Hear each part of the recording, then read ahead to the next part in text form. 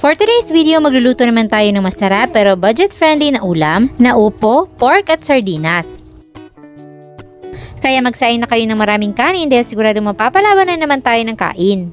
Gagamit lang tayo dito ng dalawang maliliit na upo. Babalatan lang muna natin yan at syempre huhugasan.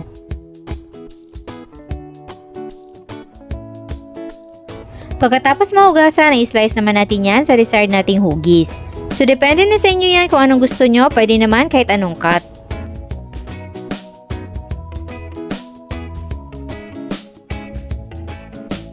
After ma-slice, itabi lang muna natin to at start na tayo magluto ng ating pork. Magpainit lang muna tayo ng konting mantika sa kawali. Meron tayo ditong pork kasi at isasangkot siya natin to hanggang sa maging lightly brown.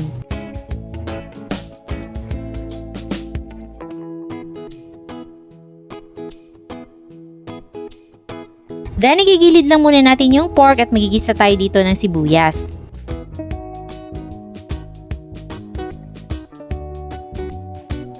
Next, ilagay natin yung bawang. Tapos ito namang kamatis.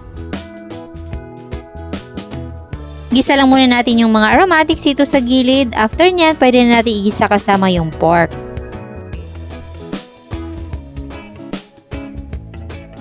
Then, titimplahan natin yan ng patis at black pepper. Tapos, igisa lang muna natin itong mabuti.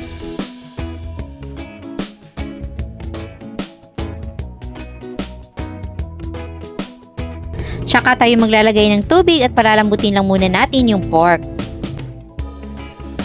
Papakuluan natin ito ng 15 to 20 minutes hanggang sa maiga na yung kanyang sabaw.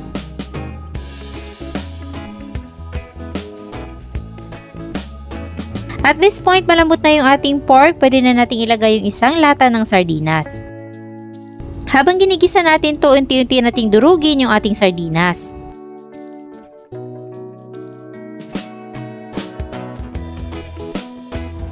After natin to magisang mabuti, pwede na natin ilagay yung ating upo. Then, hahaluin lang natin itong mabuti.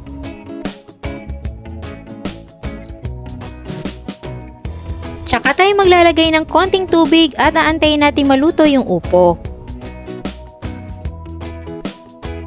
Simmer lang natin yan ng mga 3 to 5 minutes. At huwag din kalimutang haluin paminsan-minsan.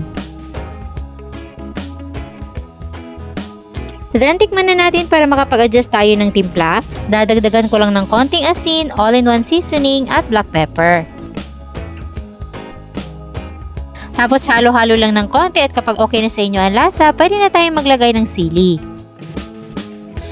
Sasaluin lang natin ulit at ilang minuto pa, pwede na nating iserve ang ating napakasarap na ulam.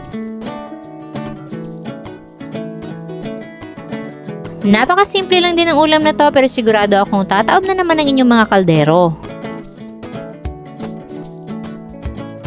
Sa mga gustong magluto dyan, alam nyo na, nandyan lang sa baba ang kumpletong listahan ng ating mga ingredients.